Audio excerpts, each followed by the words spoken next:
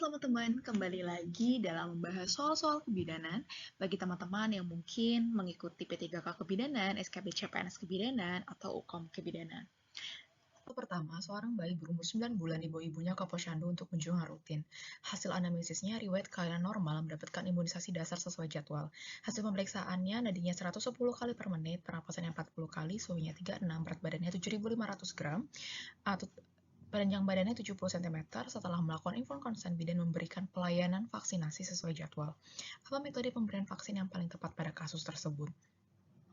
Di sini teman-teman yang perlu kita garis bawahi kan bayinya itu berumur 9 bulan gitu kan.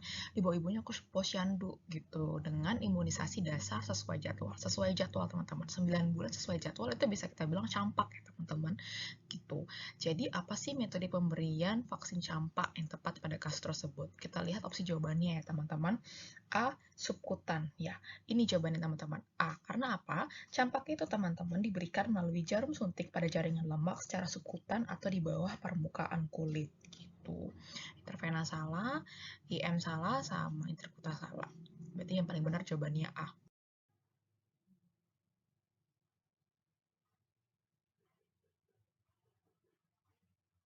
Kedua, seorang perempuan berumur 23 tahun G1P0A0 hamil 12 minggu datang ke PMB dengan keluhan merasa tidak nyaman karena sering buang air kecil sejak 3 hari yang lalu. Hasil anamnesisnya buang air kecilnya 6-8 kali, tidak ada gatal, minum kopi setiap pagi selalu menggunakan petty liners, mengerjakan pekerjaan rumah. Hasil pemeriksaan tekanan darahnya 120/80, nadinya 80, pernapasannya 20, suhunya 36, TFU-nya 2 jari di atas simpisis dan DJ-nya 152. Apa pendidikan kesehatan yang paling tepat pada kasus tersebut? Di sini teman-teman, ibunya tuh datang ke PMB dengan keluhan merasa tidak nyaman karena sering buang air kecil sejak 3 hari yang lalu, di mana itu durasinya 6-8 kali gitu kan. Frekuensinya 6-8 kali gitu. Tidak ada gatal, minum kopi setiap hari. Nah, ini teman-teman kita perlu garis bawahi, minum kopi setiap pagi gitu kan. Tekanan darah normal, nadi normal, pernapasan normal, suhu normal, TFU-nya juga normal, DJJ-nya aman ya teman-teman. Gitu kan. Jadi apa sih pencase-nya yang tepat pada kasus tersebut gitu. Kita lihat opsi jawabannya A. Mengatur pola istirahat, nggak ada hubungannya ke pola istirahat teman-teman, karena kan keluhan ibunya itu karena sering buang air kecil gitu kan. Menghindari konsumsi kafein ya, ini teman-teman. Di soal kan dibilang ibunya tuh setiap pagi tuh minum kopi gitu. Dimana kandungan kopi itu sendiri teman-teman memiliki efek diuretik dan stimulans. Jadi lebih sering untuk buang air kecilnya gitu. Menjaga kesehatan area genitalia enggak ya teman-teman, enggak ada. Biasanya kalau gatal-gatal atau apa tuh baru ini jawabannya. Membatasi intake cairan enggak ada ya teman-teman, salah ya teman-teman. Berarti jawaban yang paling tepat itu adalah bola. Soal nomor 3, seorang perempuan berumur 36 tahun G2P1A0 hamil 35 minggu datang ke PMB dengan keluhan keluar darah segar lewat jalan lahir sejak 2 jam yang lalu. Hasil anamnesisnya riwayat rawat inap 1 bulan yang lalu di rumah sakit atas indikasi perdarahan. Tidak ada nyeri.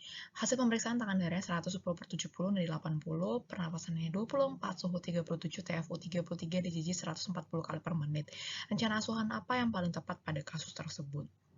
Di sini teman-teman, ibunya tuh datang ke PMB dengan keluhan keluar darah segar gitu. Sejak 2 jam yang lalu. Dan hamilnya itu 35 minggu ya teman-teman gitu kan. Dan setelah dianamnesis juga ternyata ibu ini riwayat rawat inap 1 bulan yang lalu atas indikasi perdarahan juga gitu. Jadi apa rencana asuhan yang paling tepat pada kasus ini? Berarti kita bilang kasusnya ini bisa placenta previa ya teman-teman gitu, karena 35 minggu dan terjadi pendarahan gitu dan tanpa ada nyeri gitu. Tidak ada nyeri di sini, tidak ada nyeri. Jadi apa jawabannya teman-teman gitu? Kita lihat opsi jawabannya A. Siapkan transfusi darah, nggak ada indikasi ya teman-teman gitu. Edukasi tanda bahaya bisa teman-teman boleh, tapi kita lihat lagi apakah ada yang lebih benar lagi jawabannya gitu kan. Lakukan informed consent nggak ya teman-teman? Lakukan rujuk ke rumah sakit ya. Karena teman-teman kalau udah placenta previa itu nggak wewenang kita lagi gitu kan. Langsung aja kita rujuk gitu ke rumah sakit untuk penanganan yang lebih lanjut gitu.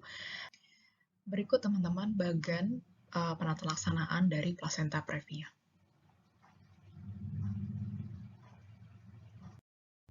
Soal nomor 4, seorang perempuan berumur 25 tahun G2P1A0 hamil 37 minggu sedang dalam persalinan di puskesmas dengan keluhan ingin meneran.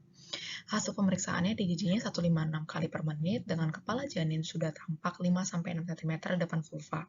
Perineumnya kaku dan pucat disertai dengan rembesan darah. Apa tindakan yang paling tepat pada kasus tersebut? Di sini teman-teman, yang perlu kita garis bawahi itu ibunya itu ada di kala 2 ya teman-teman, hamil 37 minggu kala 2 karena apa? Karena udah 5-6 cm depan vulva gitu kan. Tetapi perineumnya kaku gitu. Dan ibunya tuh udah pucat dan di giginya 156 masih normal tapi kan udah hampir 160 ya teman-teman gitu. Udah hampir gawat janin gitu. Jadi apa tindakan yang paling tepat pada kasus tersebut? Kita lihat opsi jawaban yang melahirkan kepala. Salah ya teman-teman, sebenarnya bukan nggak mau dilahirkan ya, tapi memang perineumnya itu kaku gitu, makanya susah untuk keluar gitu. Memimpin meneran ya udah dipimpin ya teman-teman, ingin meneran udah dipimpin dari sama bidannya ya teman-teman. Berubah posisi ibu nggak tepat juga ya teman-teman, melakukan episiotomi ya, ini jawabannya teman-teman. Ada beberapa indikasi dari episiotomi. Yang pertama itu jika perineumnya kaku dan biasanya ini terjadi pada persalinan anak pertama. Yang kedua itu pada bayi besar dengan berat itu lebih dari 4 kilo atau baby giant gitu atau makrosomia. Yang ketiga itu karena adanya hambatan persalinan atau distosia bahu gitu. Yang keempat fetal distress atau gawat janin di mana giginya itu udah melebihi dari 160 kali. Sekian dulu pembahasan soal-soal kebidanan. Bagi teman-teman yang mungkin mau lebih banyak lagi belajar soal-soal kebidanan, bisa chat atau WA ke nomor yang ada di deskripsi. Terima kasih.